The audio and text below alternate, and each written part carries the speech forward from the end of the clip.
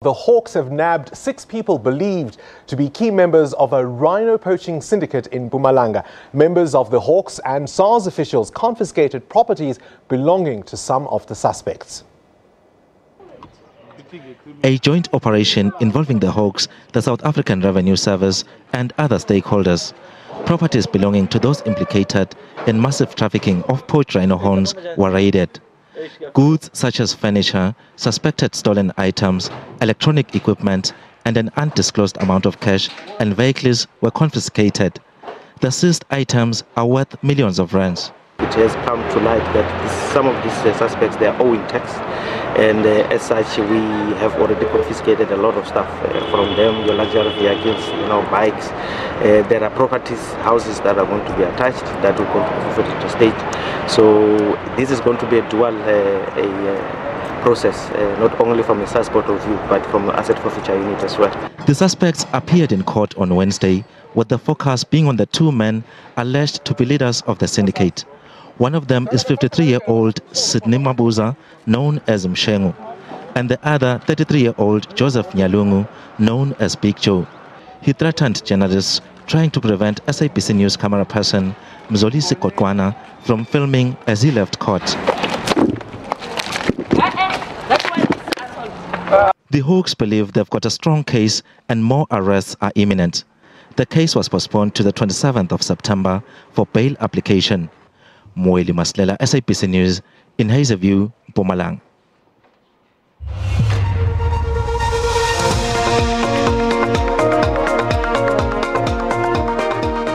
Going green, it is a Wednesday. That's our feature for this day. World Rhino Day, of course, it is today, celebrated on the 22nd of September every year. And it's a special day that provides the opportunity for cause-related organizations, NGOs, zoos, and members of the public to celebrate rhinos in their own unique ways. The day seeks to celebrate all 5 species of rhino, from the black to the white rhino in Africa to the one-horned, as well as the Sumatran and Javan rhinos.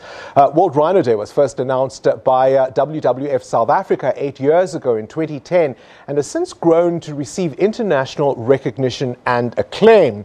But is it successful merely as an awareness campaign? How has it helped in the fight to save the rhino, especially in South Africa? Has it become just another fight we are sure to lose? In recent years, of course, rhinos have been threatened by poaching, urbanization and pollution, which have left certain species on the brink of extinction while leaving others severely endangered. Well, tonight we are joined in our Going Green discussion by Nelisiwe Vundla from the Worldwide Fund for Nature in South Africa. Good evening to you and thank you for coming into the studio. Good evening, Mungani. Now, World Rhino Day is, of course, a great initiative as a campaign, but has it actually worked? The poachers are continuing, the numbers seem to be dwindling. So the first important thing we need to understand about World Rhino Day is mainly to bring awareness of the challenges experienced by our wildlife in the wild. In terms of its successes, obviously over time, for the past decade, we've been seeing the numbers increasing exponentially. But over the last 3 years, we've numbers of rhinos we're losing. Yes, and over thousands. And in the last 3 years, we've been starting to see a slight decline over time. It is a very pressing issue that needs to be brought to our attention to the public of South Africa, because we know issues of conservation is not completely out there in the South African public to the general society. But what we're trying to do every time is to adapt to the changes and the challenges that are being experienced. And hence we are here today to also to show people that it's not only about the numbers of rhinos that are declining, but there are other complex challenges that are experienced by people living around protected areas that also need to be acknowledged on days like these. All right, we'll come to that in a moment, but let's deal with the rhinos first. At the turn of the last century, there were 500,000 rhinos roaming in the wild. We now have less, than 30,000. How did we get here? The challenges, in order for us to try and actually explain how we actually got here, it's a very complex thing, and I think it's something that a lot of conservationists as well as economists and criminologists have come to the fore to try and explain how this has come to effect. But what has been put out there in terms of researchers from the economists, they tend to align it with the growing middle class income people in the in the Asian countries. But what we are also seeing at the same time is that we're seeing the poverty in communities living around protected areas also being a huge challenge. So to such an extent that we've come to understand that it's not merely the poachers who are the biggest problem in the issues, but there are also people who are in the consumer countries that also need to be addressed. However, being in South Africa and our jurisdiction not being in Southeast Asia, we focus on working with the communities to try and understand the issues and the challenges they are facing and how they think this challenge needs to be addressed. So where are we in the fight against poachers? I mean, surely news like the arrests that were made today, that should be encouraging. Absolutely. So every day we try our best, as much as the situation is challenging and very sad as most South Africans will put it out. But we try our best to focus on what is working, especially when you see some good work that is being done by the law enforcement within the country. Governments also creating policies and working with NGOs as well as the communities, protected areas to try and come up with solutions to this. So we all need to work together. This will not be only something that is solved by the scientists, of which we are as a conservation organization at WWF, but we are looking to bridge and partner with other people. There is a suggestion, though, that there are vested interests within the sector who want the status quo to remain, whether it's NGOs or even the arms industry, that the strategies we've been employing are clearly not working, but it's created an entire industry from which people are actually, in fact, benefiting. See, I think that's the complication that comes with working with natural resources. There's always some kind of interest in one way or another. However, as you mentioned, those are allegations, they are assumptions. It hasn't been proven just yet, or I do not have that knowledge at this position. But there are NGOs whose raison d'etre is to fight this thing, and so in some ways it fulfills itself if the status quo remains. It is challenging, but what we're also learning at the same time is that if we don't fight to protect this species, then another species will come on board that will be another challenge. So the rhino issue may go away perhaps in the next 10 years, or depending on how effective the strategies are. But we know that other species as well are also in danger. What about, look, if you kill the weapons behind this thing, you end this fight, it's as simple as that. I mean, is there any discussion around the political will that's required to deal with the perpetrators and not just, creating awareness campaigns with emotional members of the public who of course want to support the rhino, who of course don't want to see the poaching, but you're not dealing with the people that are causing the harm? Indeed, the challenge, as I mentioned earlier, is that it lies within the consumer countries in Southeast Asia and perhaps even other parts of the world. Well, even here, I mean, with every arrest, we know where the weapons are being manufactured. They've got serial numbers. We know how they come into the country. We're not arresting the kingpins.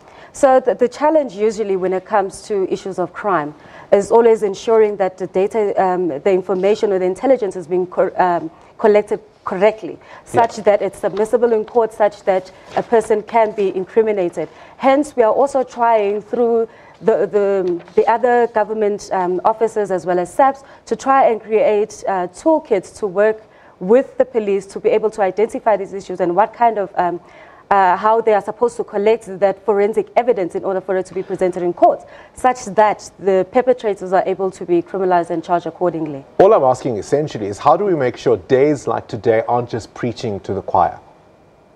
I think that it's a very difficult challenge, question to respond to, honestly. And I believe that people who are based in SABC as well as others who are in law enforcement are best positioned to respond to that question. But as a conservation organization, we'll always try our best from a scientific perspective and a people side to address the issues from that side as well. What is also interesting, though, about the work that you are doing is that you're saying these rhinos aren't located in random places. There are communities that surround the protected areas. And you not only need to deal with conserving the animals, you've got to deal with those communities around those areas where the animals are found. Okay. So working with communities is not necessarily, as we've kind of mentioned, saying dealing with them. However, we do recognize that there is some tensions or unsettled relationships between communities and the protected areas themselves. However, we've come to learn in recent years that communities living around reserve are also negatively impacted by the same criminal syndicates that are involved in illegal wildlife trade. Is that what would change it, that people would now start thinking about other human beings and not just the animals? Would that somehow win public sentiment to be more involved in this fight? So when you think about the communities living around the reserves, they are the first point or the last entrance routes before you get into the reserves. So if people feel that we also care about them, or we also care about the challenges that they'll experience, they are most likely as well to support us when we are fighting the rhino issue. So it's very difficult to speak to a person who is worried about their everyday food for them to talk to them about issues of rhinos, which doesn't mean anything to them. And of course, where there's no relationship with them and the environment or any benefit in any way. We know, of course, that the northern white rhino is for all intents and purposes gone. The southern white rhino is what we have in South Africa. It's the second largest land mammal. What would it mean to lose it? Definitely for our country, we would have definitely lost our heritage.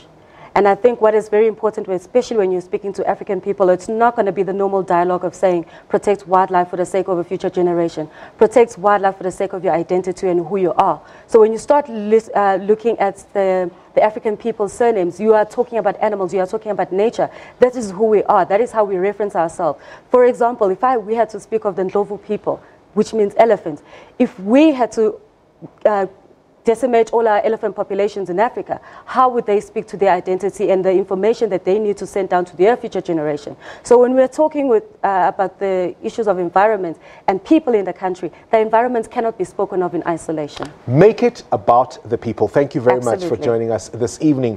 That was Nelisiwe Vundla from the Worldwide Fund for Nature in South Africa. Of course, we are keen to hear your views. Continue to send us your thoughts on Twitter, #FullView.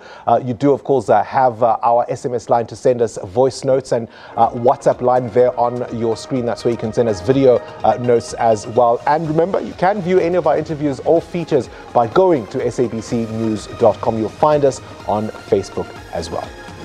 Stay with us. We've got more after the break.